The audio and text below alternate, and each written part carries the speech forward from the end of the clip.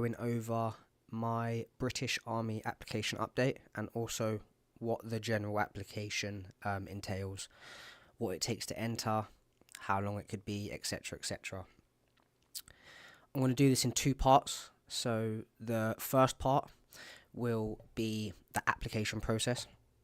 The second part will be the assessment centre process. Really then the application process is broken down into like 7 categories in terms of how they assess you, what they require, and the stage that you're at. So let's go over from start to finish then. Normally you would go to your careers office, but I suggest doing this online if you're looking to apply. Now, the whole application process is online. Apart from little things here and there where you have to do video calls and go to the careers office, which I will explain in more detail further in the video, but I would suggest going online if this is something that you're interested in.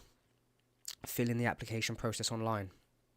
Now then, the application process online as a whole, it's easy, but it is quite long, meaning that you don't necessarily need any GCSEs for the job role, or you don't have to be smart to understand what they're asking of you, but it is quite long. You have to go through a lot of hoops and go back and forth and etc. etc. Now, depending on how many ducks you have in a row, this can be a quite long process, meaning that, for example, let's just take my process for example. It's taken me 8 months to get to where I am.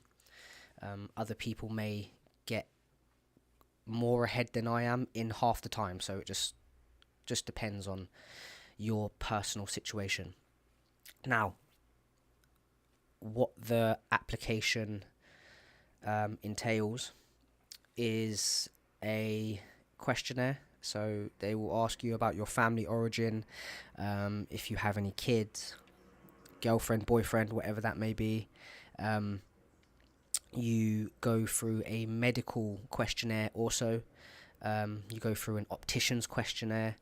They give you a cognitive test. It's called a screener. Sickle cell forms and all of these kind of things you need to fill out. Literacy tests, numeracy tests. If you don't have your level 1s and level 2s, they make you do that also. So from there then, what happens is your application goes into a review. Normally there's like 3 outcomes. First outcome is you're accepted, meaning that your application can proceed. Second outcome is deferred, meaning that basically they just require more information from you. Your application basically goes on hold. And then third outcome is that you are rejected and you cannot join the British military. So there's that. This process for the review normally takes about a week or so, 2 weeks. After that, basically you will have a chat with your recruiter. Basically, you go through 2 different video calls and phone calls. The first one is a army briefing session. Basically, they just want to know bits about you and why you want to join and the process, basically, which is generally done as a phone call, so you don't see anyone face to face. They normally used to do this in the careers office, but since COVID everything's changed. So there's that. The briefing session is just basic information that they give you. At that stage, it's everything you need to know. Don't be stressed, don't be anxious about having to call them by their rank or anything like that. It's just a normal conversation. The next one then is a ICD, which is an individual career discussion. So based on the job role that you pick in the application process, before it goes to a review, your careers discussion will be based around that. This is normally like 45 minutes long.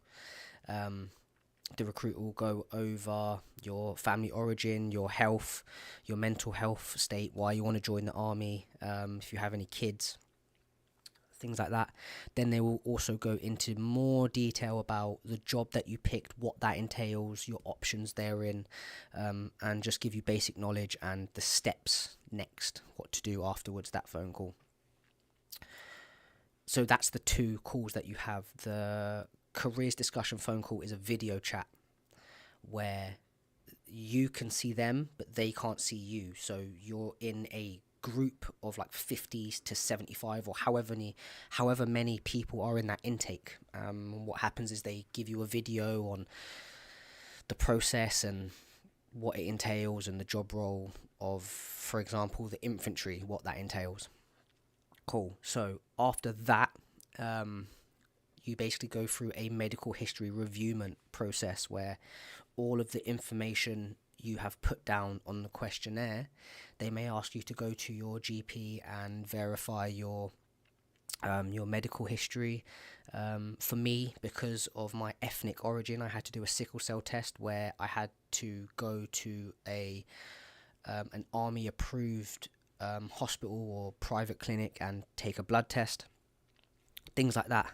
They also pay for your optician's report, so you have an eye test, things like that. So that's the reviewment of your medical history. Once all that's done, again, that goes through 3 stages: approved, deferred, or rejected.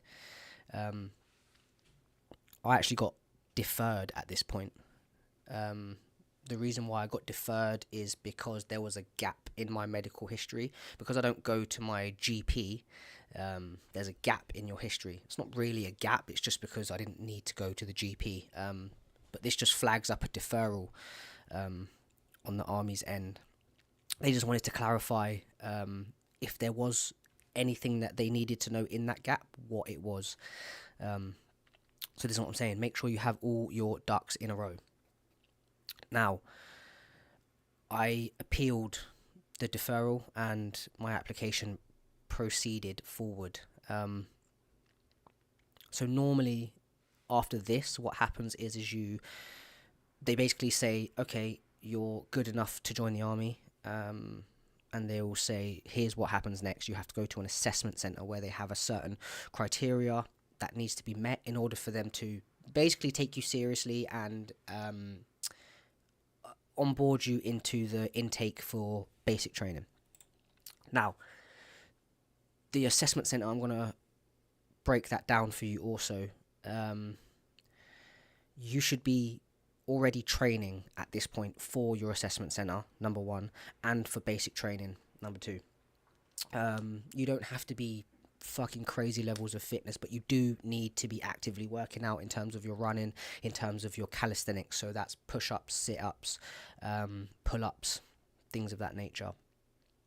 And also, I don't know if you guys can see this. Let me see. Here is my routine. You guys may have seen this in a separate video, but this is my routine. And what I work out every week in terms of calisthenics. Now you can see on there things like push-ups, dips, leg raise, plank, a short run, and weights. So I do this every week, 6 days a week. Not only is that in order to pass the assessment centre, which I've already done, but to be eligible at a base level of fitness for phase 1 training. Irrespective of the army, I would have done this anyway. This is just something that I like to do every day. So I would suggest that you get onto your fitness 100%. Make sure you're at least running 3 times a week. A short run, a HIIT intensity workout, and a longer run. Don't focus on putting weight on your back just yet. It's not necessary. But yeah, so there's that. Cool. So the process for the assessment centre then is, once you're at this stage, the careers office will call you, and you have to go to a preparation event, meaning you go to the careers office with a bunch of other guys from that intake period. They could be applying for all other branches in the army, but everyone has to do an assessment centre, so they just group you in that into that intake. I was with like 12 to 15 other people, boys and girls, applying for all different roles in the army. And what happens is they they take your ID, they confirm your ID, they confirm your qualifications, maths, literacy, and things like that. They also measure your weight and your height to calculate your BMI, just so that they can give you some basic fitness knowledge and stuff like that, and to make sure that you're preparing for the assessment centre. Also, they basically sit you down and give you a presentation on what you can expect. Now, I can tell you this for free. What you can expect is a 2.5 day stay at either Winchester or Pirbright, and what that entails then is normally you get to the assessment centre at around 5-6 p.m. You get off the coach, you pack all your kit away into a room. They line you up in 3 ranks and give you bibs. 3 ranks basically just means like 3 lines. They give you a bib, which is a red bib, meaning that you haven't completed the assessment centre yet, or more specifically the medical part. So everybody starts with a red bib.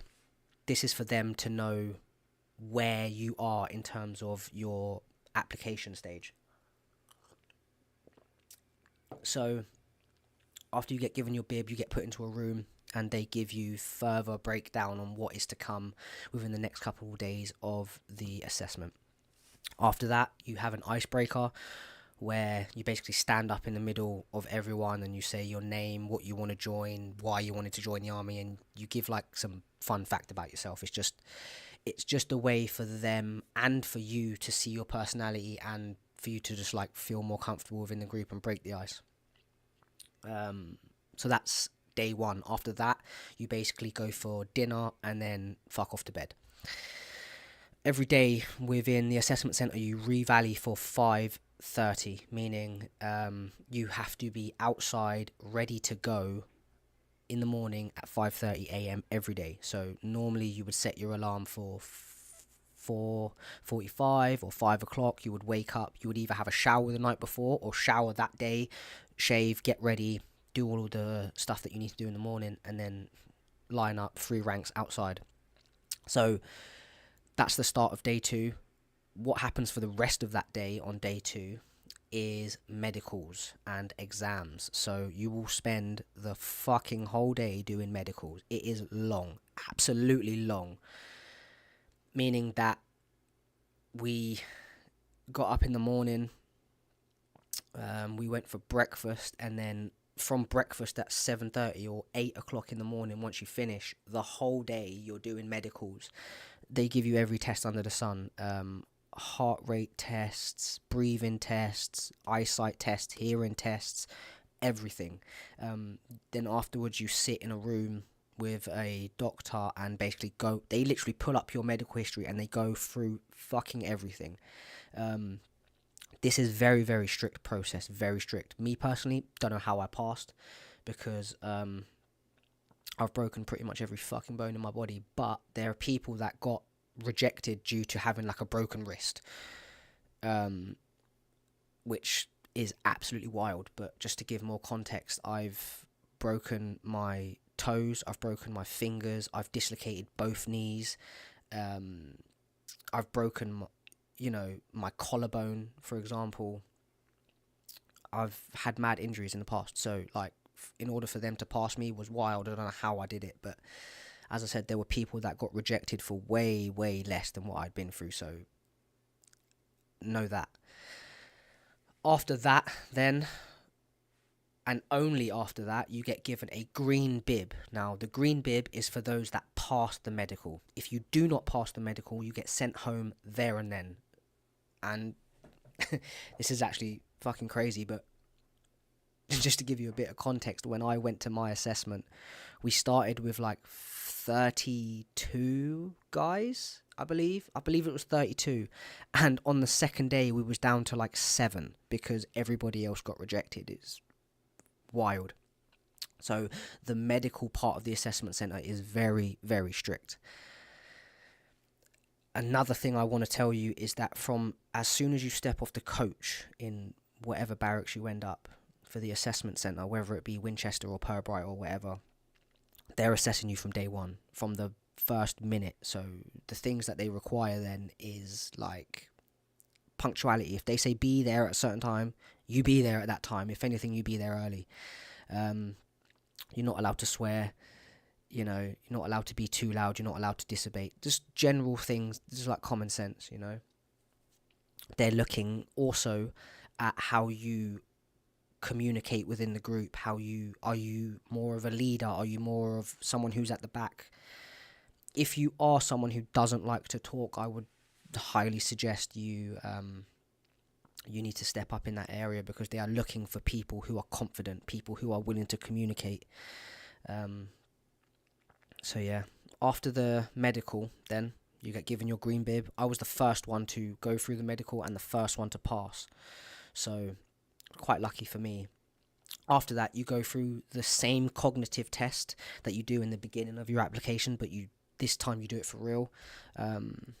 I got 62, I believe, and then the first time I did it, I got 61, so consistent scores throughout. This cognitive test then is basically designed for them to see your breadth of knowledge in a given area, and it allows them to determine how many jobs you can apply for in the military. So for me, I could apply for any job that I wanted, basically. So that's that. After all of that, then basically you have lunch, and then that's it. You're chilling out for the rest of the day. Obviously depending on how long it takes you to finish. I finished at around 1-2 o'clock, so I had my lunch and I was chilling. After that, you do nothing else on day 2. That is it. Day 3, again, Re-Valley, 5:30. You have breakfast for 6 o'clock. You finish breakfast at like 6:30, 7 o'clock, depending on what time you go in. And on this day is the last day. This is all about fitness tests. This is all about your entry requirements needed. So what you do then is, straight away after your breakfast, you get changed, shorts, t-shirts and running shoes, and you basically do what did we do? We did the team tasks first. We did the team tasks where they had 3 separate like obstacle courses, as you will. And basically what it is, you get split up into like little sections, so like 6 to 8 people. And they give you 3 rules and 3 boundaries. So 3 things you have to do and 3 things you can't do, basically. In order for you to be able to finish this task. So like, for example, there's like obstacle courses, and you have to get everybody on the obstacle and ammo to the other side without falling off, and then you have to basically make a bridge for everyone in a certain way, basically. I'm not gonna go into too much detail about the things that you need to do, because for those of you who are in the process or willing to join, it's just a spoiler. I'm not gonna do that. However, it is fairly easy. It's all based on fucking common sense and communication. Easy. You do 3 different ones of them team tasks, and then afterwards you basically do a mid-thigh pull, you do a medicine ball throw, and you do a beep test. Again, the scores on all of these are fairly low. They're fairly easy. They're fairly simple. Yeah, that's it, basically, for day 3. After all of that, you basically fuck off back to your dorm. You, depending on what time it is, you have lunch. Basically have a shower, and you have a careers discussion interview. Now, this interview, for me, for some reason, it was like they made it out to be daunting, but it was fairly simple. Basically, you just put on a suit, you sit in a room, and the interviewer, there's like 4 interviewers that are interviewing like 30 people, so they like call people out as of when they're ready, and you basically go into a room. Mine was a woman, and I can't remember her name for the life of me, but yeah, it's just an interview. They basically go over the same thing in your careers discussion. So why you want to join, your family origins, if you have any boyfriends, girlfriends, any kids, and they what they also do is go over your job role. They make sure you want to do that job role, and say, look, you do have options.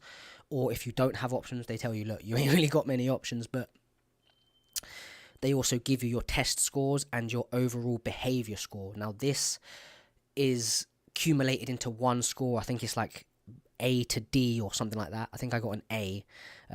You should all be hoping for an A, because this is determined on how quickly you intake into the military.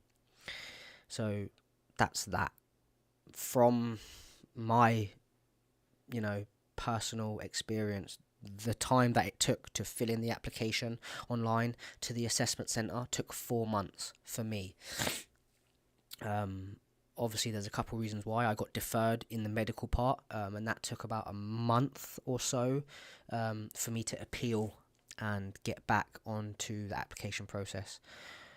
Also, I had issues with my assessment centre date, meaning the day that I was meant to go to the assessment centre, they basically paid for my train tickets. And when I got to the train station, someone actually got hit by a train, meaning that I couldn't go to the assessment centre on that day. I was highly pissed. So yeah, my train was at like 2 p.m. and this was at like 1:40, and I'm standing there like, what the fuck? Like, how am I going to make this work? Now, I'm fairly an obsessive individual, meaning that if I start something, I want to finish it. And I have to finish it. Otherwise, in my head, it fucks me up. So what I did then was realised, okay, for the next 2, 3, 4 hours, I can't catch a train. So I basically jumped in a cab, went straight to my careers office, and I spoke to my recruiter, and they was basically like, look, if we had a car here, we'd take you ourselves, but we don't. So we're going to have to rearrange your assessment date. And I was highly pissed at this point. I'm in the careers office with two of the recruiters, and one of them is saying to me that we're going to have to change your date, and the other one is looking at possible dates for me to intake. And I'm telling them both, look, I don't mind you changing the date, however, I'm still going today. And they looked at me like I was fucking insane. They was like, how? Like, you can't, like, what? If you can't make it, you can't make it, kind of thing. Like, it's no drama. They're trying to tell me, look, it's no drama. Like, just wait for the other day. It will only be like a week and a half down the line. So you, if anything, gives you more time to prepare. In my head, I'm like, fuck that, I'm ready now. Cool. So all of that was done. They gave me a different date of entry for the assessment. I left the careers office, got in a taxi, and I went straight back to the train station. For some reason in my fucking head, I believed that I would be able to get a train. Absolutely crazy, but it actually worked out in my favour. I got to the train station and there was one train. Somehow there was only one train that was coming in like 10 minutes to the destination that I needed to go, Southwest London, Purbright. In order to get there, you have to fucking do mad train hopping. There's like 4 different trains you have to get. Anyway, you can do it in like just over an hour. So my initial train was at 3 p.m. I had to be there at 5. I'd wasted an hour or 45 minutes in the careers office getting there and coming back. So really, I had just enough time, if the train came on time, to make it there and still be there the day that I was meant to be there without any hiccups. Cool. Just as a backup, I rang a couple friends to see if they could give me a lift, but it was too short notice. They was busy working, etc., etc. So I'm highly dependent on this train now. Cool. The train comes. Cut a long story short, I end up doing all my train hopping that I need to do, and I ended up making it to the assessment centre. And it was a Lance Corporal who picked us up in a coach from I think it was Brockwood train station, which is literally like 2 minutes away from Purbright. And he's like, name, told him my name. He's like, you're not meant to be here today. Like, it says here that, that there was a hiccup in your date and you're not meant to be here. He was basically hinting at the fact that I need to turn around and fuck off back home. And I'm like, I'm here now. Like, what are you gonna do, mate? Like, do you know what I mean? I didn't call him mate because that would be highly disrespectful, but basically said, like, yes, I know I was, not meant to be here due to problems with the train, but I'm here. And he's like, all right, sweet, cool, no problem. We get it sorted. We get it squared away for you. And then I was able to do my assessment centre. Absolute crazy hurdles that I had to go through to get there. And realistically, I should have waited for the other date because, as my recruiter said, that it would just allow me more time to prepare. But I ended up passing with flying colours anyway, so it doesn't really matter. The end of that story is to believe in yourself and to just go for it. Don't hold back. Which brings me on to the last stage of the application process. After you've completed your assessment centre, basically they give you a conditional offer of employment and your kit list. I'm not going to give you the details of the kit list because it's just long, but after they give you a kit list, they also give you a start date, and then you can start your basic phase 1 training. So, as I said, it can be fairly long. And as I said before, from application to assessment centre, that took me 4 months. Now, from assessment centre to getting ready to go to phase 1 training, that took me another 4 months. So it also brings me on to my personal application update. Now, as I just told you, the assessment centre story, that is what's true and happened for me. My assessment centre, actually no, let's do this. The date that I filled out my application, because I'm writing all this in a journal, the date that I submitted my application was on the 24th of June 2025, so quite a while ago. My assessment centre was on the 29th of September, I believe. 29th of September, so 2 days after my birthday. Yeah, so could you imagine I'm, having a birthday, and then 2 days after I'm running around rushing to get to this assessment centre, thinking that I'm not going to make it. I ended up making it, and it was good fun. I enjoyed it. I met some good lads there. So, yeah, assessment centre, that is the point that I'm up to. And what I want to do is just give you a screen share just for the guys that are joining or want to join or etc. You have to sign into a portal which looks like this. As you can see at the top, mine says deferred, which I will get onto in a second. You have the ability to switch application or make more than one if you want to. All the communications for the British Army towards you go through this inbox. They also give you a section for next events, so things that you have upcoming, and then your recruitment officer details and stuff like that, your careers office, whatever. And then over here is the progress timeline. So as you can see then, for me, it says that I'm at the assessment phase. Well, I'm actually not, because I finished my assessment, but let me see if I can show you this. This is a certificate that you are given on completion. Let me see if you can see that. Nope. Okay, 1 second. Boom, there it is. So that's the certificate that you get given on completion of your assessment centre at the end of your interview before you leave. As you can see at the bottom, it says 1st of October 25. So really, in terms of this screen right here, it should actually be here where I'm at.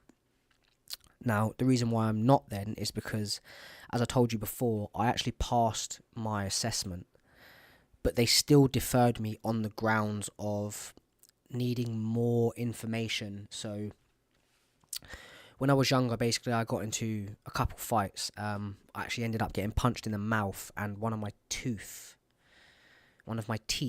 chipped away.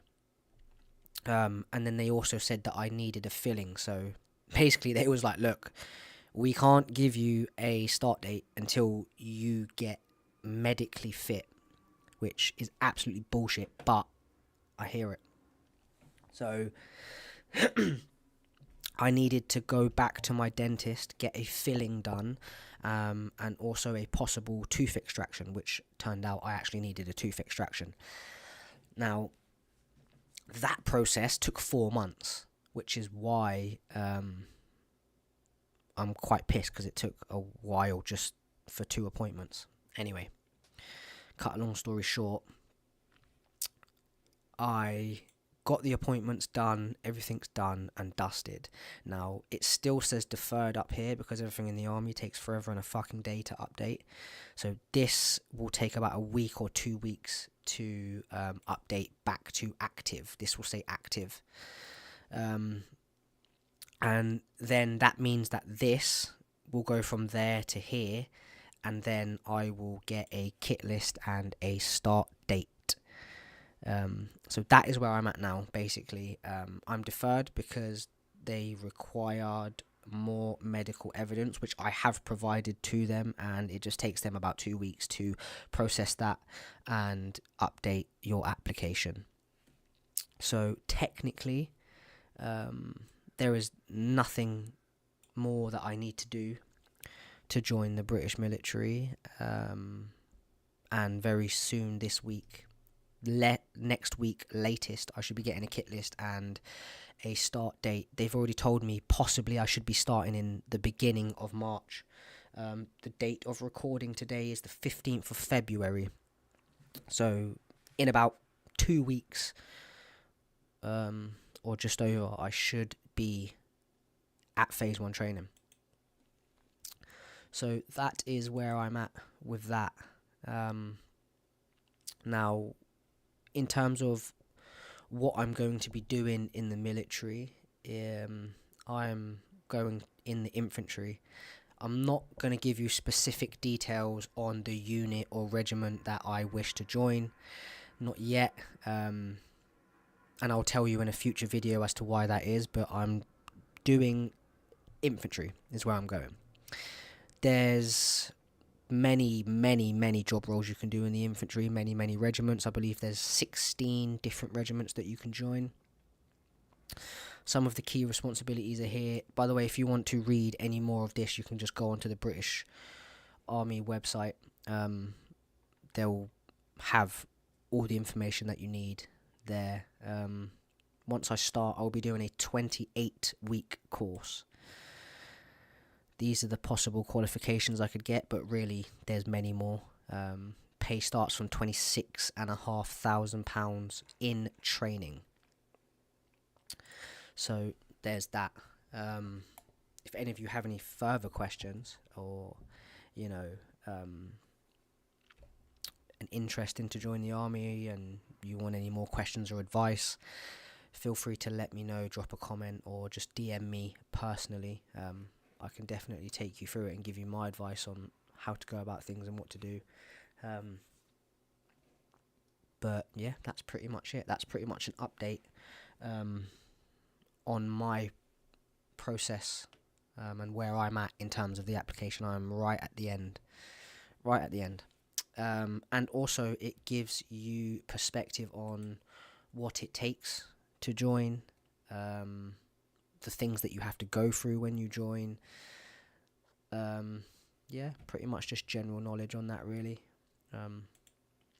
I just wanted to do this video as awareness, because it is fairly easy, but it is arduous, meaning that it's some of the things that they ask you to do. It's like, bruh, come on, man, why? But yeah, if you just, my advice would just be to just do everything they say, how they say it, when they say it, and you will have no issues. So as we wind down, if you have any questions, comments, let me know. And as always, give me a DM regarding the application process if you have any more specific